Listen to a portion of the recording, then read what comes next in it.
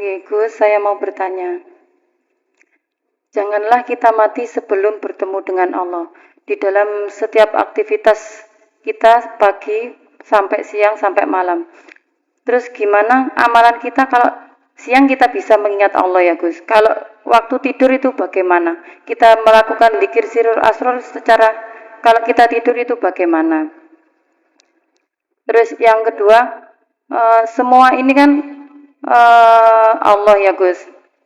Semuanya tiada kecuali hanya Allah. Terus kalau kita sudah berpaham seperti itu, apakah masih berfungsi doa? Apakah kita harus masihkah berdoa atau mengumpulkan doa-doa mustajab itu apakah masih perlu Gus? Sampun.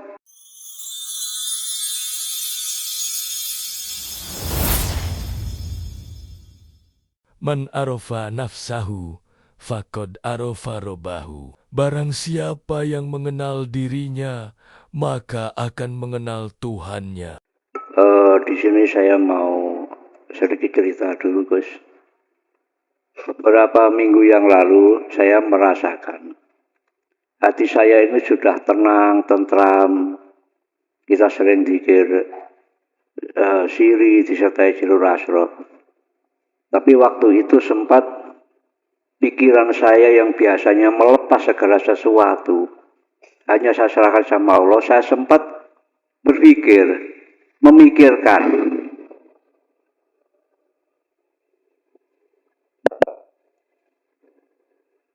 Saya sempat memikirkan tentang mungkin tanggungan-tanggungan saya. Disitulah akhirnya Allah mulai memproses saya, menghilangkan rasa ketenangan itu. Hati menjadi resah dan gelisah, kepala ini pusing. Akhirnya saya tahu bahwa itu adalah kesalahan saya, yang mana bukan urusan saya tentang kehidupan dunia, saya ikut ngurusi. Akhirnya saya meminta maaf kepada Allah, saya istighfar. Disitulah akhirnya Allah mengembalikan ketenangan hati itu. Pertanyaan saya, apakah saya dalam hal itu sedang diproses oleh Allah, disadarkan, atau gimana? Pertanyaan yang kedua, Gus. Waktu saya di Malang, di Melimping, di Pondok Baitur Rahmah, waktu Gusyudi. Gusyudi pernah waktu bayat pelajaran bercerita begini. Saya pernah memperingatkan seseorang yang seringkali dia mondar-mandir ke makam para wali. Di sana hanya dia bertawasul, setelah itu pulang. Akhirnya saya ingatkan, jangan kamu selalu begitu. Toh kamu sering pergi ke makam para wali, kamu bertawasul, pulang, tidak ada perkembanganmu kepada Allah. Daripada seperti itu, carilah guru akhirat, carilah ilmunya para wali, dan jalankan itu lebih mulia. Lalu seorang yang dikasih nasihat itu menjawab, alah begini saja sudah cukup bagus, untuk apa kita mencari ilmunya para wali? Bilangnya seperti itu. Nah, dalam hal ini saya mohon penjelasan, apa sih sebenarnya manfaat tawasul secara hakikat untuk diri kita? Baik kita tawasul kepada para wali Allah, baik yang hidup maupun yang mati, kepada Rasul, atau kepada Nabi, atau kepada yang lainnya. Saya mohon penjelasan. Terus sementara begitu dulu. Wassalamualaikum warahmatullahi wabarakatuh. Waalaikumsalam warahmatullahi wabarakatuh. Yang pertama, saya ringkas, memang itu bentuk Allah memproses jenengan. Mengapa Allah harus menghadapkan hal yang seperti itu, supaya jenengan itu bisa membedakan antara ketika hati gembul Allah dan gembul nafsu, jadinya begitu. Akhirnya sampai bisa memberikan kesimpulan. Kalau sudah tahu, baik dari segi ilmu dan prakteknya, nanti ketika saat jenengan menyampaikan oleh-oleh ini kepada yang lain, mesti benar. Pertama. Kedua, apa manfaatnya tawasul? Jawabannya gini. Al-a'malu suwarun qa'imatun wa arwahuha wujudu siril ikhlas fiha. Iki dawuh yang ada di kitab Hikam niki. Semua amal, amaliyah apapun itu laksana seperti patung, tidak punya manfaat jikalau tidak ada rohnya. Tawasul niku kan ya amal gitu. Kepada wali, kepada orang tua, kepada siapapun. Kalau jenengan tanya apa manfaatnya, enggak ada. Jikalau amal ini enggak sampean sertai roh. Roh amal apa? Wa arwahuha utawi piro-piro roh amal iku wujudu siril ikhlas fiha ing dalem amal. Ikhlas, Pak. Roh amal iku ikhlas. Siri ikhlas, rahasiane ikhlas iku mana? Ketika saat jenengan gak merasa diri Anda yang melakukan. Itulah ikhlas. Kok iso? Kita gak merasa kita yang melakukan. Sebab dalam diri Anda kuat. Semuanya itu sumber dari Allah, bukan dari kita. Kalau begini, maka manfaatnya apa? Inilah sebagai membuka tabir hati pada Allah. Pada diri jenengan. Pada diri yang ditawasuli, apabila yang ditawasuli itu ahli azab, harapan besar akan diampuni Allah.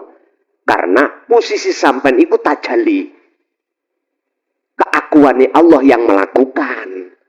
Baik karep maupun apapun kan. Aku Allah. Lalu itu enggak. Makhluk kan sudah enggak ada.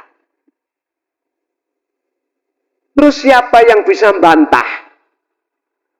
Kebenaran mutlak ini kalau yang melakukan Allah. Siapa? Ayo. Enggak bisa.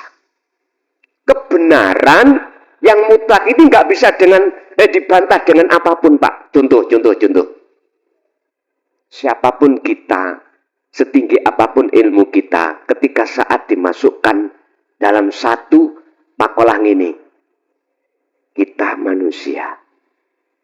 Jikalau tidak ada Allah, gak mungkin kita bisa berjalan.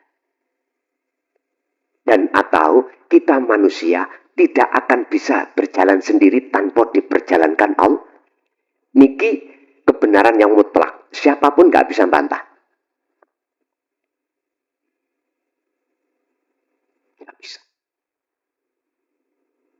Siapapun gak bisa bantah. Cuman untuk membuka kebenaran yang selanjutnya inilah perlu guru akhirat. Untuk membedah sir-sirnya Allah. Rahasia-rahasianya ilmu tentang Allah. Makanya wajib menurut saya taklim muta'alim tentang dinu tauhid itu di tengah-tengah masyarakat wajib kalau menurut saya. Kalau menurut orang lain, umpama gak wajib, aku gak boleh nyalahno lho, Pak. Ini menurut saya wajib. Supaya pertama memahami ilmu, kemudian laku dengan tujuan membuka tabir kepalsuan itu tadi. Siapa guru akhirat ini? Tinggal memandang. Kalau jenengan memandang prosesnya pertama makhluk, beliau para masyayikh yang khusus mendidik jenengan dalan ke Allah.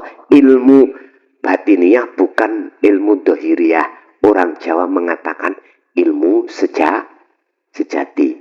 Sejati ini mbah dulu dawuh yaiku ngger ilmu kaweruh, yaiku ilmu tuwek. Ternyata maksudnya ilmu tauhid. Wis gak bahas ilmu syariat.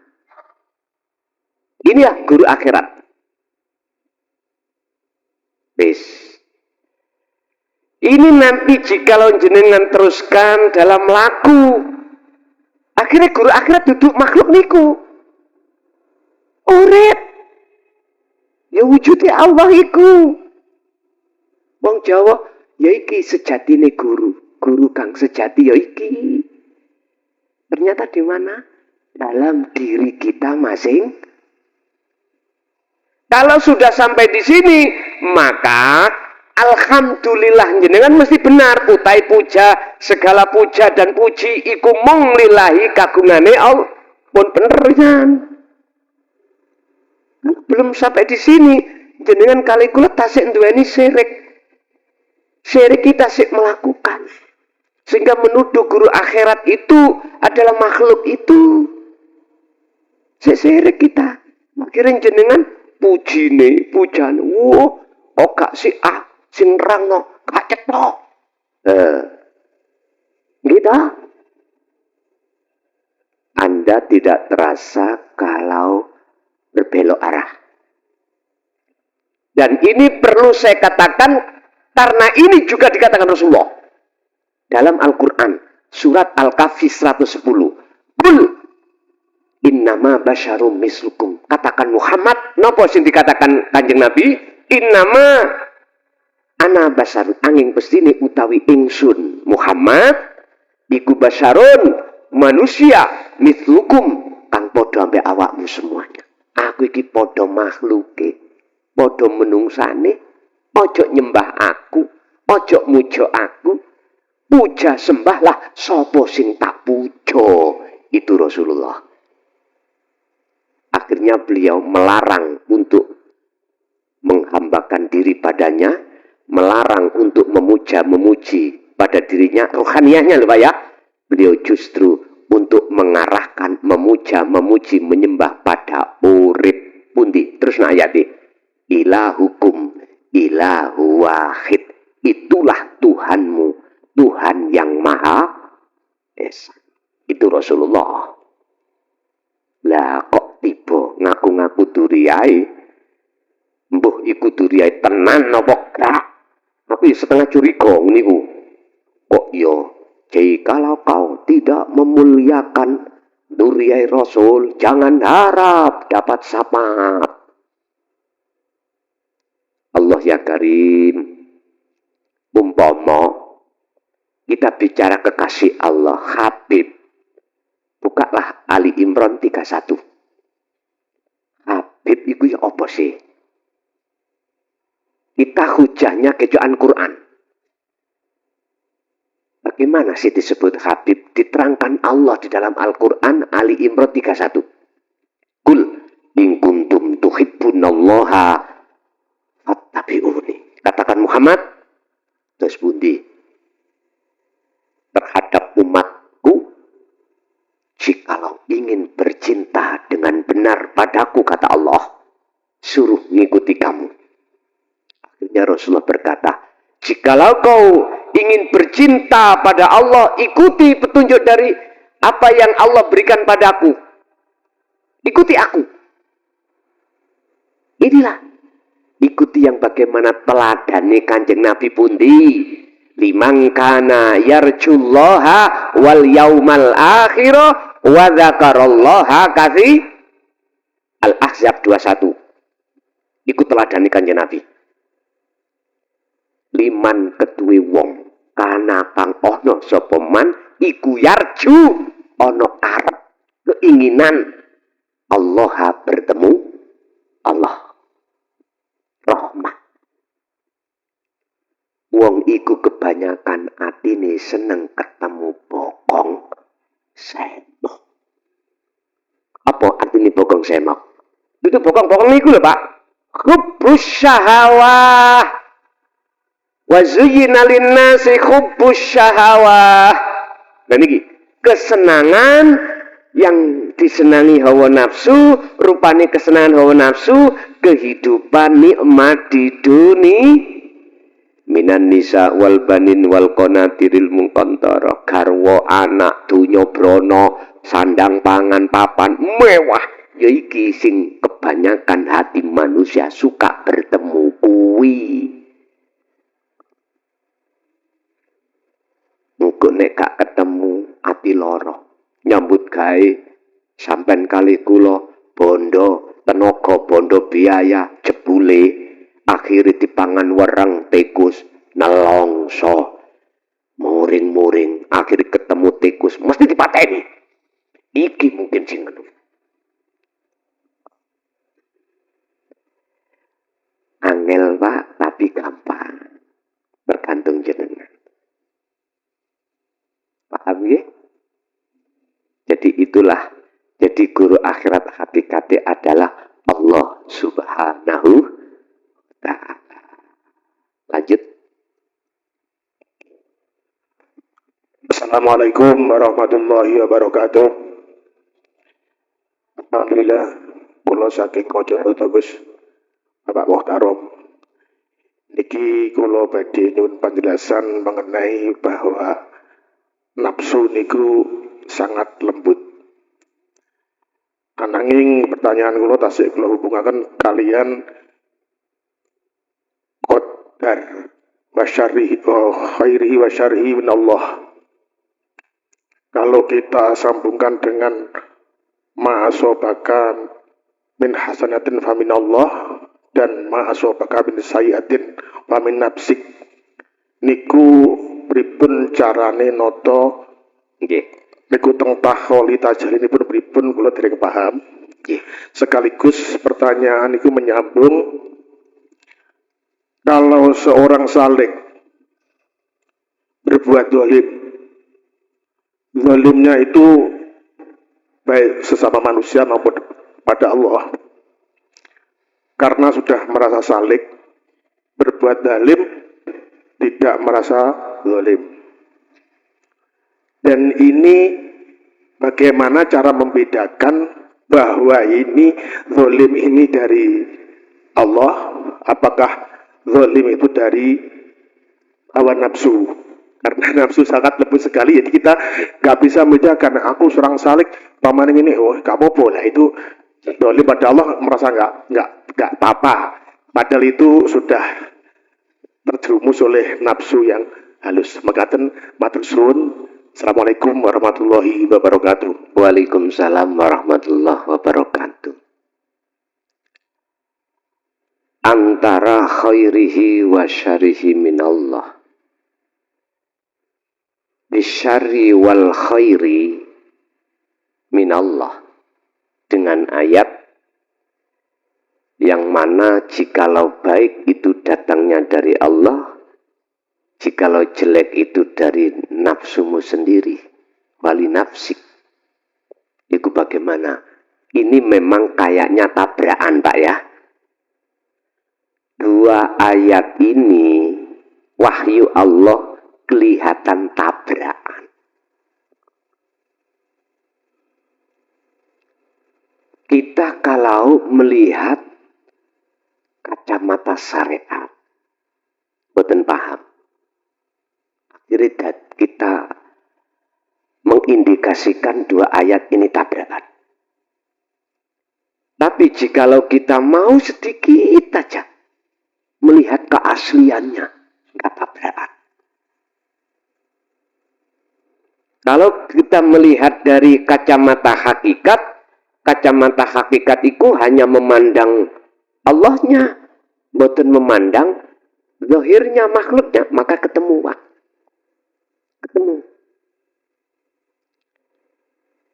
Nafsik nun vaksin. Diri siapa? Jikalau ahli tahqiq sang pelaku iki betul-betul sudah kefanaan wujud sakliyane Allah, nafsik iku kembali kepada urip. Jadi nggak ada bedanya. Karena tidak memandang jelek dan baik. Memandang aslinya sang pelaku. Kalau kita memandang makhluknya pasti akan muncul baik dan jelek. Tapi jenengan kalau memandang hidupnya, kalimat jelek dan baik Itu mboten muncul. Mboten muncul. Karena apa? Wong selain Allah nggak ada. Nah, barulah ini nggak ada satupun ayat satu dengan yang lain yang gap, nggak ada. Itu sebuah proses aja, Pak. Kita kalau di syariat memang begitu. Kita belajar untuk kalau baik datangnya dari Allah, kalau jelek itu datangnya dari diri kita sendiri. Itu maksudnya supaya kita mudah ngaku elek di mata Allah. Sing apik iku cuman Gusti Allah. Supaya kita nanti mudah menetapkan sifat Adam tidak wujud pada diri kita. Sifat lemah pada diri kita. Sifat mati pada diri kita. Sementara kebalikan dari sifat wajib kita itu menjadi sifat Allah. Arahnya ke situ aslinya. Kalau sudah sampai di situ, maka mandu-mandu. Oh iya. Mosok ya tumon Gusti Allah nyolong. Mosok ya tumon Gusti Allah itu berbuat jelek. Ternyata Pak, semuanya klebu sifat wenang jatisnya Allah. Pun satu. Berarti kita harus bertajali Pak. Duduknya ditajali baru met connect. Dua ayat ini nggak tabrakan. Terus yang kedua, apa tadi? Dolim. Dolim atau maksiat itu ada dua. Ada dolim secara syar'i, ada dolim secara hakiki. Ada perilaku dolim dilakukan jasmani, ada perilaku dolim dilakukan rohani. Atau gampangnya maksiat, lah. Kalau maksiat jasmani, udah maklum di dalam hukum syariat. Gak usah saya urai. Tapi maksiat ruh adalah kita lalai dari Allah. Berarti kita di zona keluar dari akad. Lah, berkenaan dengan si salik untuk menandai dolim iku gak dolim bagaimana? Tinggal dolim pundi. Ada Pak, si salik ahli makrifat iku dohiri ahli maksiat. Mohon maaf ya, ini belum bisa diterima oleh orang syariat. Tapi tidak maksiat dia. Secara rohaniah dia tidak ada. Kan dia duduk di tajalli. Cuman pertanyaannya, betul nggak hatinya si salik tadi duduk di tajal? Itu jawabannya pada diri kita masing-masing. Contoh. Belum niki sopo lokalisasi. Betulkah proses yang muncul dalam hati saya itu akunya Allah?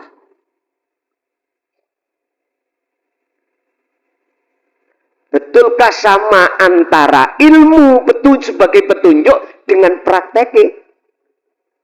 Ini yang harus dipertanyakan. Mentang-mentang ilmu ini semua Allah. Tapi waktu praktek gak seperti itu. Iki dolim kuadrat niki tambahan. Mohon maaf loh nggih. Mohon maaf. Dolim jasmani uga dolim rohani. Intine Pak, tanda-tanda si salik itu tidak dolim di mata Allah. Dalam hatinya muncul akunya Allah. Keakuan diri makhluk sudah tiada. Posisi yang seperti ini mesti hatinya lalai dengan urusan apapun. Nyun sewu, ana wong gila. Wong gila. Gendeng ini lho ya, Majnun. Wong gila iku terus zina, dosa mboten? Halo. Miturut hukum syariat saya tanya, ada orang gila terus berbuat zina atau mencuri, dosa enggak? Beda lho ambek gila-gilaan Pak ya. Iki gila tenan, bigori aklin. Gak duwe akal. Hukum syariat dari madhab manapun maklum, dimakfu, karena bigori aklin. Orang seperti ini wajib sholat mboten? Secara syariat mboten toh? Mboten. Makanya jenengan nek pengin gak wajib sholat gendengo. Lho nggih ta? Lak penak toh? Dan atau tidurlah Anda, atau masuklah ke alam fana. Udah jenengan ini nanti apa kata Allah? Secara jasmaniah Allah yang memperjalankan. Jadi dia tidak terhukumi. Lu fana ya Pak? Jadab ya Pak? Majedub. Gak bisa dihukumi. Sederhana. Jenengan gendeng nang Allah itu berapa detik, berapa menit, berapa jam. Itu urusan Allah. Jenengan hanya memegang setelah beat ini birriyadoti wal azkar. Titik. Satu kali Bapak. Belum, tak entas ini Bapak dulu, tinggal satu Bapak. Ada satu Bapak, ada yang tanya, ngajeng, belakang nih kok. Assalamualaikum warahmatullahi wabarakatuh. Waalaikumsalam warahmatullahi wabarakatuh. Saya Murtoko dari Tulungagung. Mohon izin guru. Tadi disampaikan apabila ada yang menyampaikan, guru menyampaikan tauhid atau hakikat, ada keyakinan hati ini yang tumbuh adalah yang memahamkan adalah makhluk atau manusia itu keadaannya jatuh pada kesyirikan. Namun yang saya ingin tanyakan adalah bagaimana keyakinan saya ini ketika yang menyampaikan itu Rasulullah. Nah, Nabi Muhammad Sallallahu Alaihi Wasallam. Bagaimana keyakinan saya ini yang harus saya yakini? Apakah itu dari Nabi Muhammad bin Abdillah atau dari Allah? Itu yang saya tanyakan, yang mengganjal di hati saya. Terima kasih. Wassalamualaikum warahmatullahi wabarakatuh. Innaka la tahdi man ahbabta walakinnallaha yahdi man yasha. Surat apa ini? Surat Al-Qasas 56. Mohon di cross check, Pak. Al-Qasas 56. Sing duwe paketan. Si gak duwe yo ngowoh mawon. Al-Qasas 56. Leresah.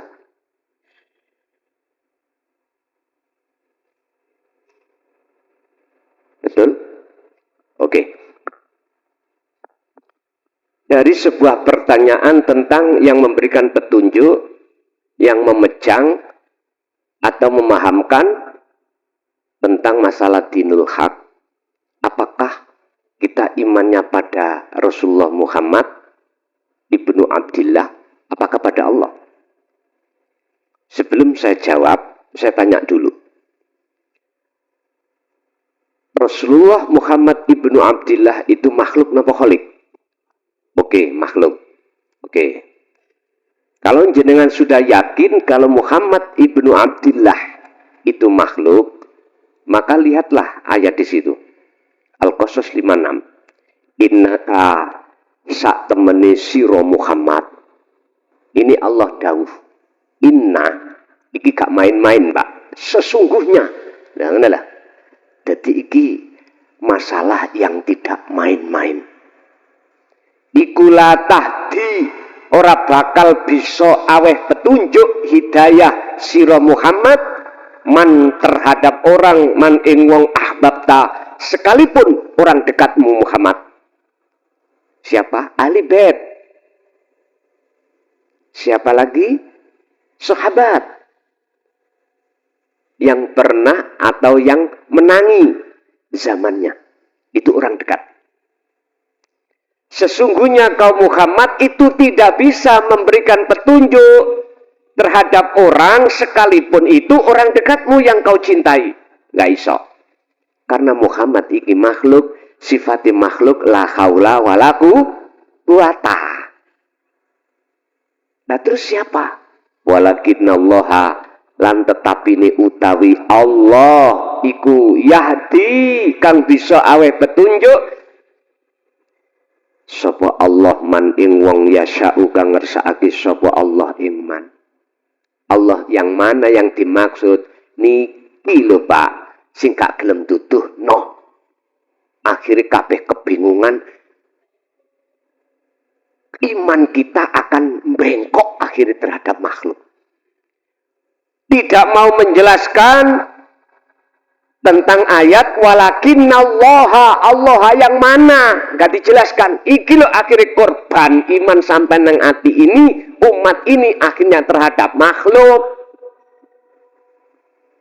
Sinten Allah iku, kan sudah dijelaskan dalam ayat lain, ilahukum ilahu wahid, itulah Tuhan yang Maha Esa. Hidup itu yang ada di Muhammad. Weh, cetok. Ini kata keras ini nih. Dikira gak temen. Ngapunten kula niki ndamelake dugi watu. Kata gredo, tak lus kene gak mari-mari. Harus dikrendo, dikasari terus baru wis membentuk dilus. Ngaten lho Pak. Miturut ayat ini sebagai dasar hujah iman jenengan harus pada urip. Sampai akan bisa beriman pada Allah yang sebenarnya, manakala ono wasilah, ada sambungan talinya ruh sampai yang beriman itu pada wujude Allah baru saged. Kalau mboten po. Yang mana iku? Akhirnya kepingin dunyane iku oleh sing akeh ngaku-ngaku dadi duriyah. Lah orang pribumi berhubung gak ngerti tauhid, ya elo-elo ayo. Tapi sampeyan lihat mereka yang ngerti ilmu sejati, ilmu tauhid, gak akan bisa katut. Sekalipun itu betul-betul duriyahnya, tidak akan pernah katut. Iman yang mengarahkan, memuja kepada, menghormat kepada makhluk. Jadi apapun alasannya, saya tetap wajib mengatakan iman jenengan harus pada Allah, hidup dalam diri Muhammad, bukan makhluknya. Ayo, Ibu. Assalamualaikum warahmatullahi wabarakatuh. Waalaikumsalam warahmatullahi wabarakatuh. Nggih, Gus, saya mau bertanya. Janganlah kita mati sebelum bertemu dengan Allah. Di dalam setiap aktivitas kita pagi sampai siang sampai malam. Terus gimana amalan kita kalau siang kita bisa mengingat Allah ya Gus? Kalau waktu tidur itu bagaimana? Kita melakukan dzikir sirrul asrar secara kalau kita tidur itu bagaimana? Terus yang kedua, semua ini kan Allah ya Gus. Semuanya tiada kecuali hanya Allah. Terus kalau kita sudah berpaham seperti itu, apakah masih berfungsi doa? Apakah kita harus masihkah berdoa atau mengumpulkan doa-doa mustajab itu apakah masih perlu, Gus? Sampun. Wassalamualaikum warahmatullahi wabarakatuh. Waalaikumsalam warahmatullahi wabarakatuh. Orang yang hatinya sudah diletakkan Allah, ruhaniyah sudah masuk ke fana dan bertemu Allah di musyahadah, secara ruhaniyah nggak perlu. Secara ruhaniyah ya, boten perlu. Sehingga ketika jasmaniyah itu mengatakan ud'uni, itu tidak diartikan meminta, tapi menghadap. Menghadap. Secara dohir, dia mengatakan ud'uni, tapi secara batin, rohaniyah, menghadap. Pak butuh, tidak meminta. Jikalau itu terjadi. Tapi biasanya melihat kondisi sikon. Di tengah-tengah orang-orang syariah seperti itu, ya berdoa Allahumma, tapi ati iki mboten minta. Tapi diartikan orang syariat tapi ruhannya sampean iku menghadap.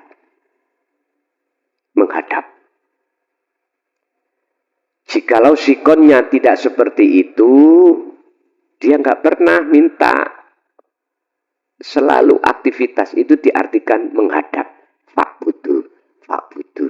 Hanya itu. Yang kedua, itu tadi yang kedua ya. Yang pertama tadi no?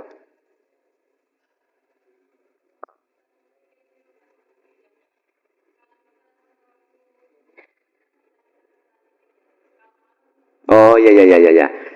Bagaimana ketika tidur? Langana, kalau tidak tidur itu kan sudah lumrah toh? Bisa. Terus tidur bagaimana? Lah nafas niku. Takutnya nanti waktu kalau kita mau ya seumpama mati ya, Gus. Kita waktu keadaan lupa sama Allah begitu, Gus. Ya tentu ini. Nggih. Wong nek biasa mesuh akhirnya latah. Mesti mesuk iku muncul.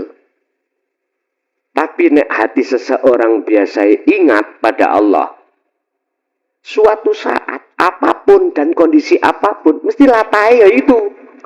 Ngerti latah ya? Kebiasaan. Walaupun jenengan tidur tidak ingat, tetap ikut zikir. Tandanya mana? Napas sampai masih keluar masuk. Terus kalau mati, nah itu napasnya gak keluar toh. Loh niki lho Pak, sing namanya mutlak bebas. Baik secara syar'i maupun secara hakiki. Secara syar'i sampean ya wis gak mikir besok mangan apa. Wis mati ya yang kita. Wis gak mikir bojoku sesuk dipek sapa. Mikir ngoten sampean? Mboten. Dunyaku iki kok ya apa? Dunya sing wis tak kelompokno iki kok dipek sapa? Wis gak mikir, mati. Mati udah. Secara syar'i. Secara hakiki berhubung jenengan iki tadi tergolong ahli syuhud. Ya niki lho Pak, notoke nikmat ya kaya ngono kuwi. Mula sangka kuwi mutu qoblal maut. Matilah kau sebelum mati syariat datang. Caranya Pak butuh. Nih, lanjut. Ibunya ada 2 lagi. Enggak ada? Hah? Ada, monggo. Assalamualaikum warahmatullahi wabarakatuh. Waalaikumsalam warahmatullahi wabarakatuh. Nami kula Pak Sono saking Pare, nderek tangklet Gus, mbok pilih anggen kula tangklet mengke samangke mboten nyocoki kula nyuwun pangapunten. Ingkang kula tanyakaken nggih menika selapan dinten kepengker nggih wonten Masjid Al-Fatah mriki Gus Muklason nate ngendikan pilih ahli hijab niku makhluk nanging ahli syuhud dereng dipun jelasaken.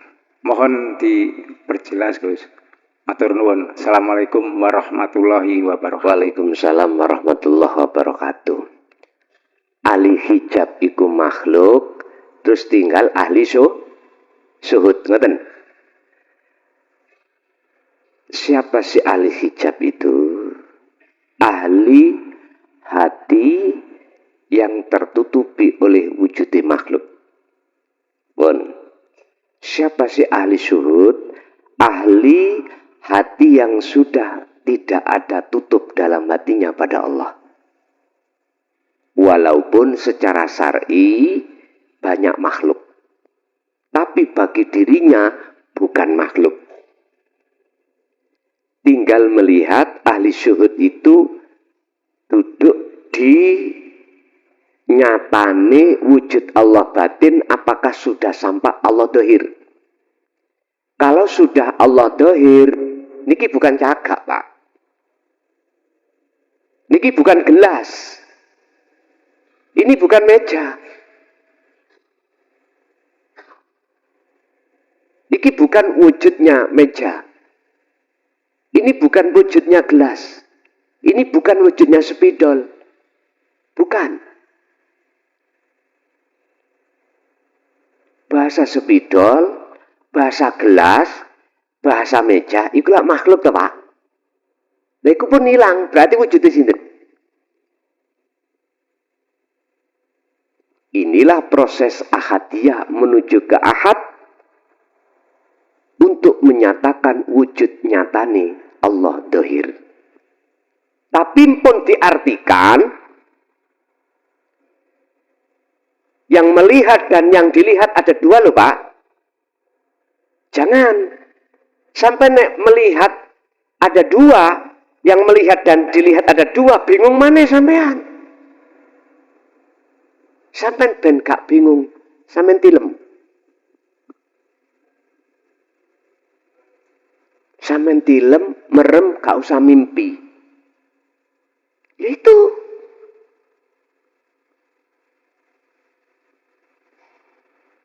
Atau matilah sesaat. Entah 1 menit, atau 1 jam, atau 5 detik, matilah.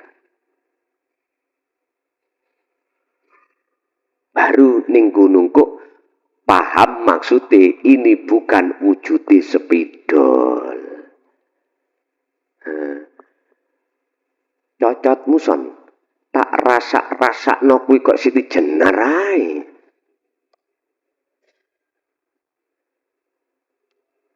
Nyun sewu. Saya tidak menyalahkan jenengan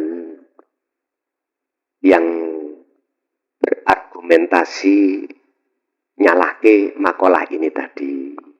Tak maklumi. Udahlah jenengan mengkene turu gak mimpi baru ro jawabane. Nek jenengan sik mimpi, sik ono aran. Oh, ketemu iki, ketemu itu, masih ada aran. Nek sampeyan wis gak mimpi, terus bangun tak takoki ngipi apa? Mbok ya.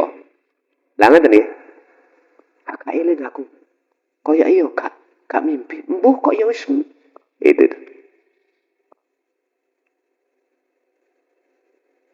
Al-Fatihah.